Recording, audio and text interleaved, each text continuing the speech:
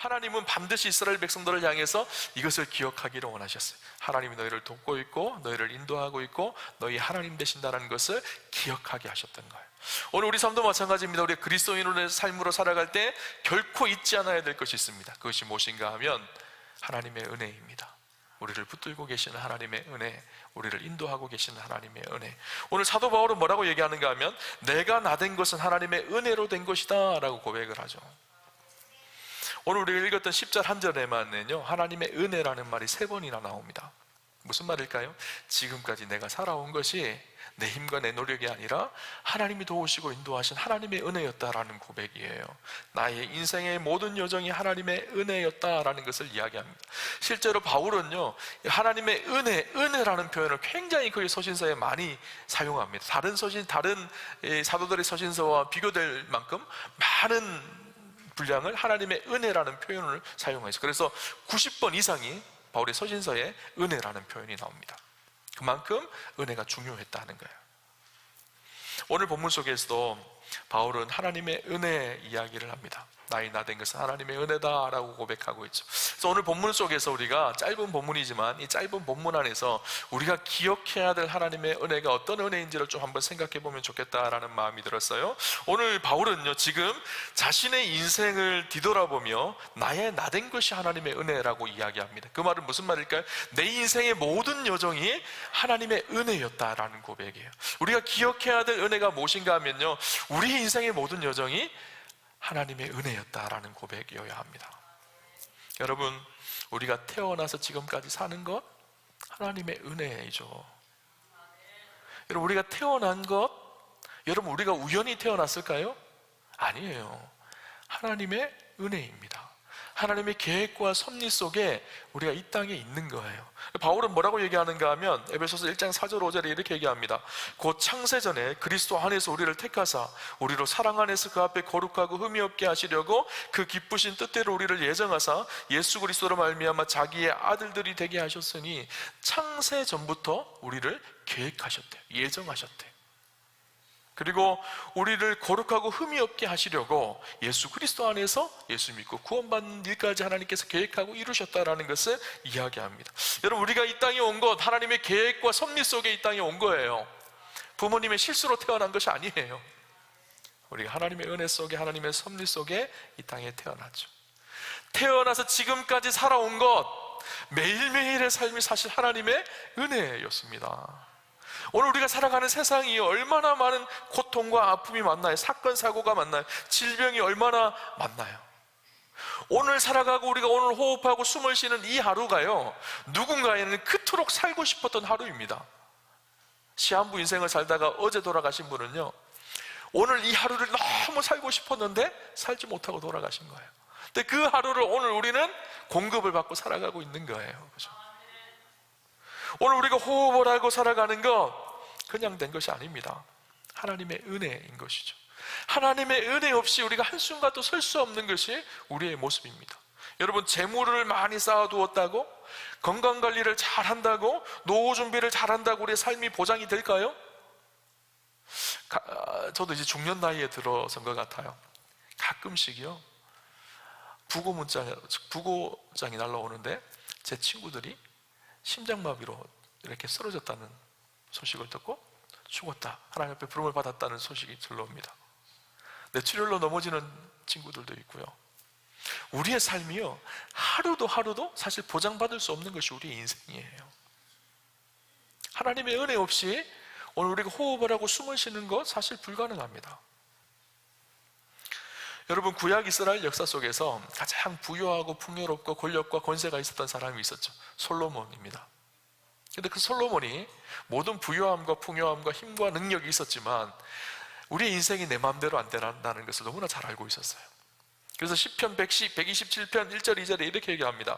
여호와께서 집을 세우지 아니하시면 세우는 자의 수고가 헛되며 여호와께서 성을 지키지 아니하시면 파수꾼에 깨어있음이 헛되도다. 너희가 일찍이 일어나고 늦게 누우며 수고의 떡을 먹음이 헛되도다. 여호와께서 집을 세우지 아니하시면, 우리가 열심히 아무리 집을 짓는다고 하더라도 하나님이 지어주시지 않으면 지을 수 없다라는 거예요. 열심히 성을 세운다고 하더라도, 우리의 최선의 노력을 다한다고 하더라도 하나님께서 지켜주시지 아니하면 지킬 수 없다라는 거예요. 여러분, 우리가 눈에 보이는 도적은 어떻게 지킬 수 있을지 모르겠어요. 눈에 보이지 않는 도적들이 있어요. 그죠? 우리의 가정을 깨뜨려 놓고, 우리의 욕망과 욕심이 느닷없이 우리 인생 속에 찾아와서 우리 인생을 흔들어 놓고, 정욕과 음란함이 우리 인생을 허물어뜨릴 때가 얼마나 많은지 모릅니다. 우리가 어떻게 이것을 지킬 수가 있나요? 그죠? 하나님이 지켜주셔야 된다라는 거예요.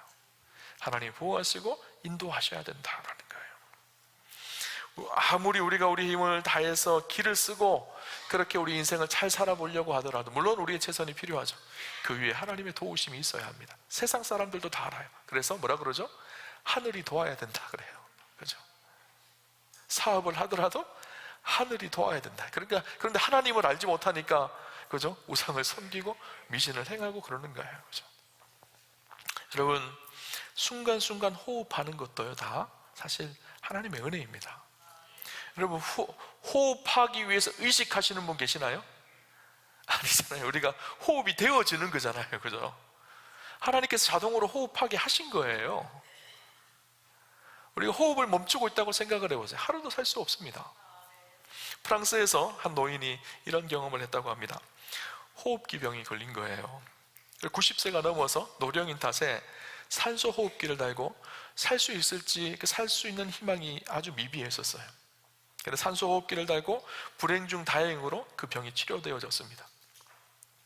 그래서 퇴원하는 날 의사 선생님 앞에 서서 청구서를 딱 받았는데요, 깜짝 놀랍니다. 얼마 입원 안 했다고 생각을 했는데 산소 호흡기 달고 해서 수천만 원의 병원비가 나온 거예요. 그래서 병원비를 보던 이 노인이요, 머리를 푹 숙이고 눈물을 뚝뚝 흘리는 거예요. 의사 선생님 그렇게 얘기했습니다. 비용이 너무 많다는 건 압니다만 무사히 퇴원하시는 것, 그것이 큰 축복입니다. 기쁘게 여기셨으면 좋겠습니다. 그렇게 얘기를 했어요. 그래서 노인이 이렇게 얘기합니다. 저는 돈이 충분히 있습니다. 돈 때문에 우는 것이 아닙니다. 그러면서 이렇게 얘기합니다. 내가 우는 이유는 며칠간 단지 산소를 마신 금액이 수천만 원이라는 사실 때문입니다. 90년 동안 매일 산소를 마시면서 저는 한 번도 하나님께 돈을 지불한 적이 없기 때문입니다. 생각해보니 지금까지 호흡을 하며 산 것이 은혜이네요. 그 은혜를 지금껏 모르고 살아온 것이 너무 서글프고 죄송해서 그렇습니다. 그렇게 이야기를 했습니다.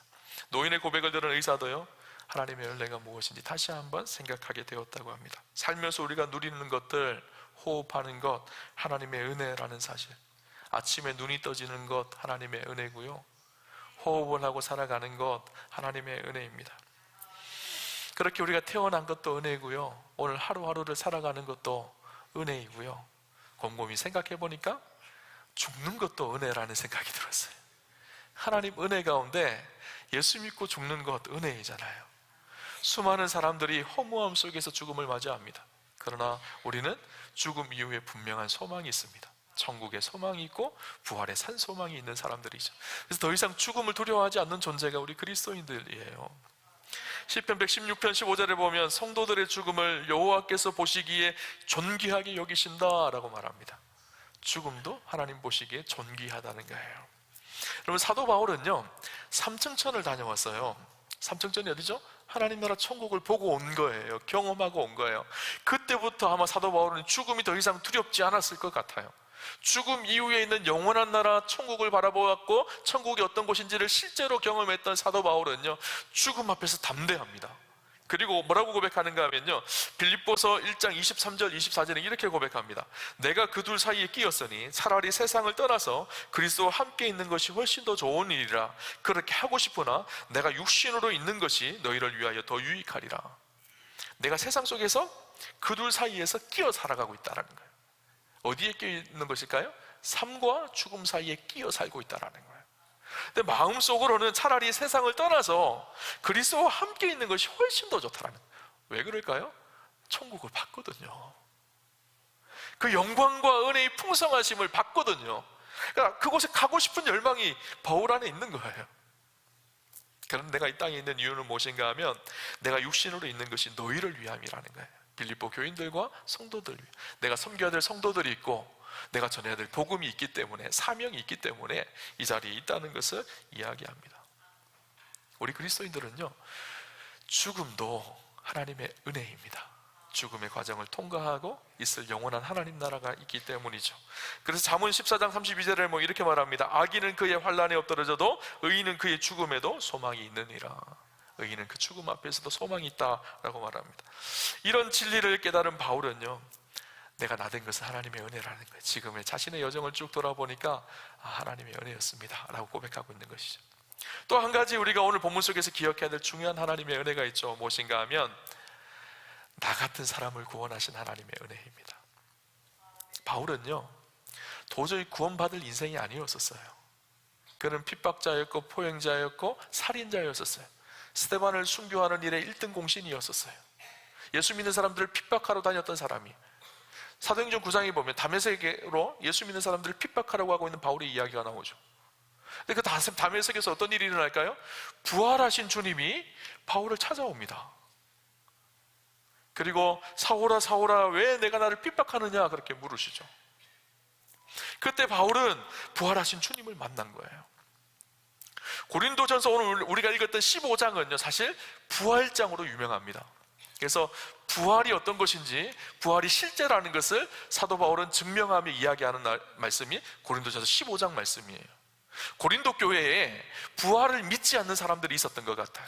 그래서 바울이 편지를 보내면서 부활이 실제라는 것을 이야기하고 있는 장면이 고린도전서 15장입니다 15장 전반부에 보면 4절부터 8절까지 이렇게 기록하거든요. 장사 지낸 바 되셨다가 성경대로 사흘 만에 다시 살아나사 게바에게 보이시고 후에 12제자에게와 그 후에 500여 형제에게 일시에 보이셨나니 그 중에 지금까지 대다수는 살아있고 어떤 사람은 잠들었으며 그 후에 야고보에게 보이셨으며 그 후에 모든 사도에게와 맨 나중에 만삭되지 못하여 난 자 같은 내게도 보이셨나니. 부활하신 주님이 진짜 부활하셨다는 것을 증명하면서 이야기합니다. 그러면서 바울이 뭐라고 얘기하는 거예요? 처음에는 게바에게 보이셨다는 거예요. 게바가 누구죠? 베드로죠.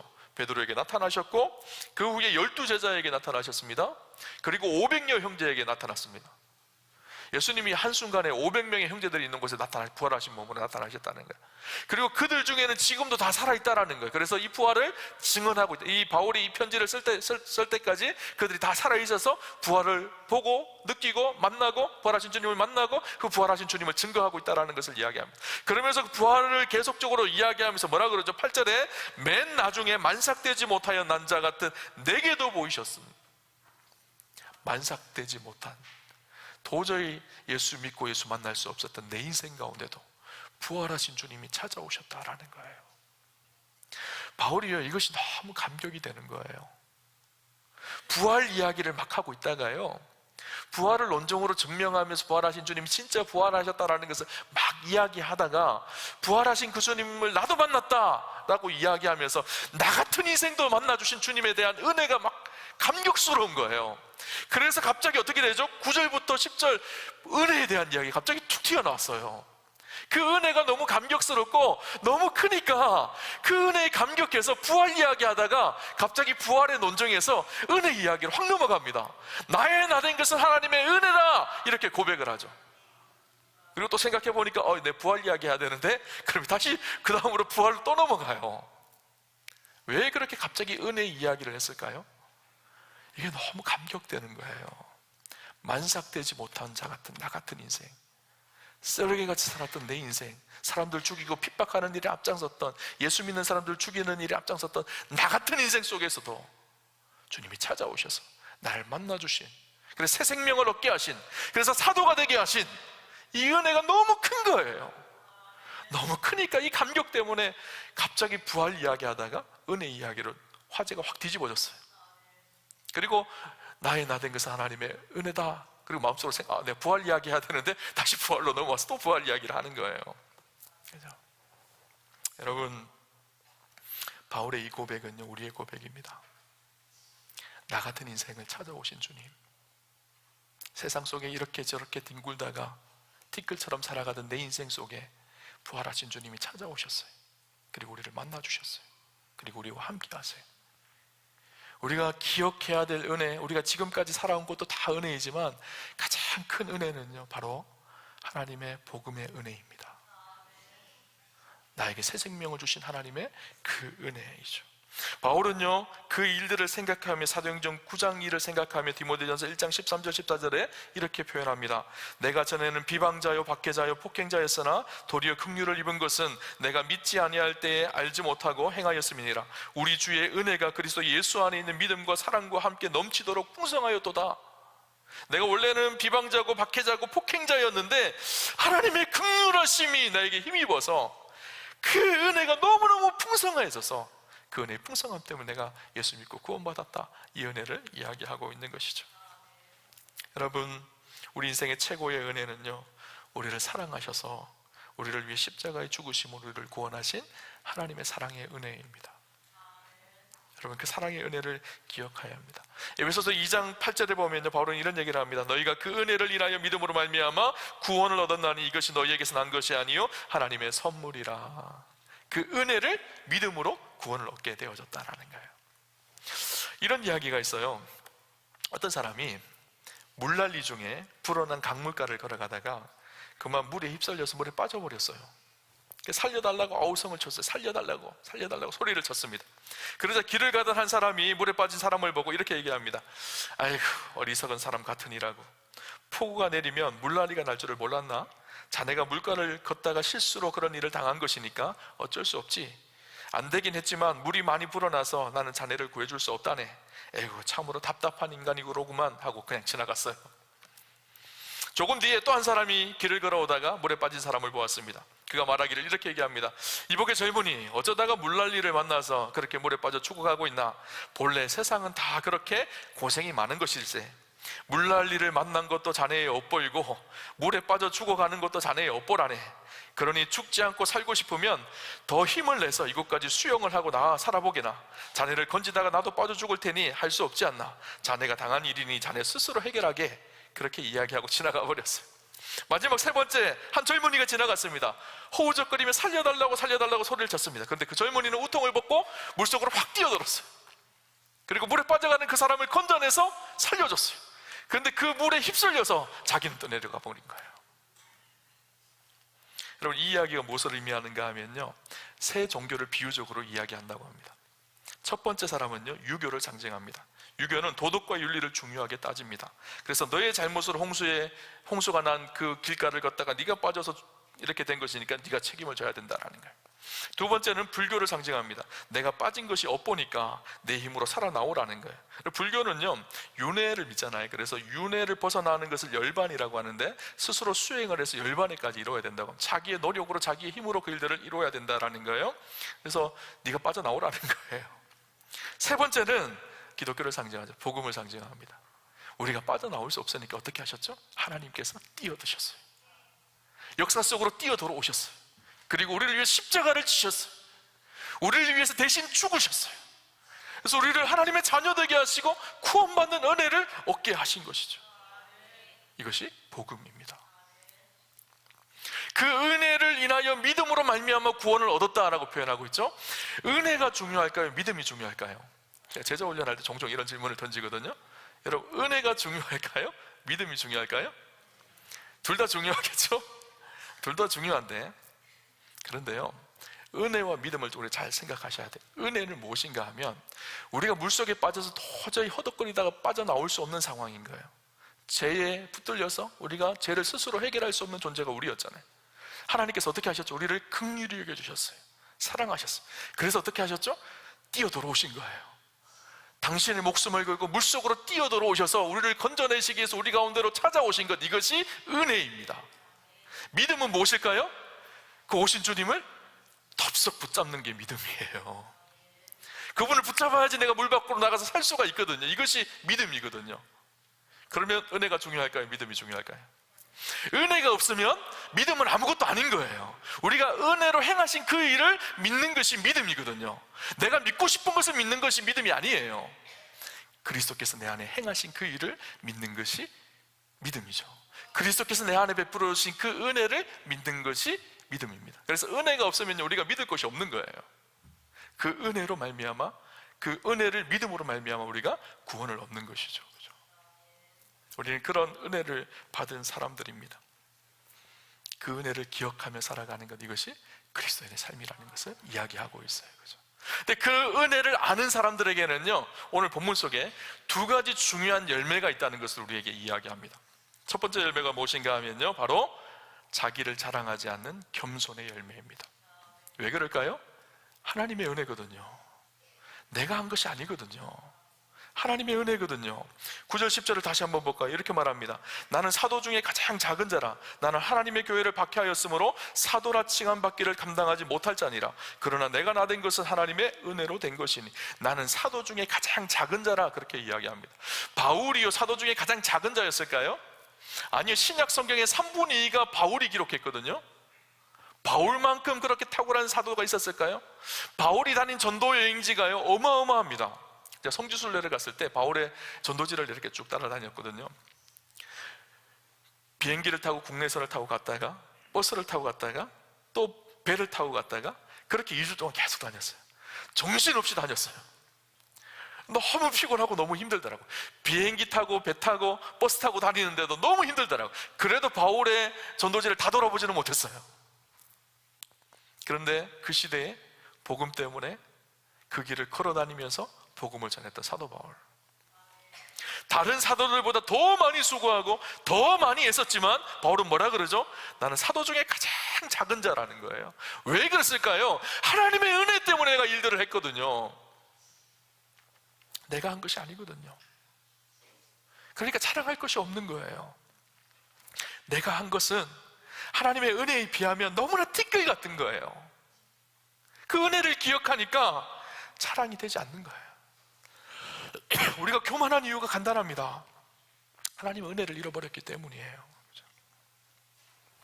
두 번째 열매는 무엇인가 하면요, 두 번째 열매는 은혜가 헛되지 않도록 은혜에 합당한 헌신을 드리는 것입니다. 그 은혜의 가치를 아는 사람은요, 기꺼이 그 은혜에 합당한 삶을 살아갑니다. 그 은혜가 값싼 은혜가 아니거든요. 엄청나게 값비싼 은혜거든요. 우리의 인생에 하나님의 은혜를요, 값싸게 여기지 않아야 합니다. 나 예수 믿고 구원받았어, 이제는 마음껏 내 마음대로 살래. 이건 값싼 은혜가 되는 거예요.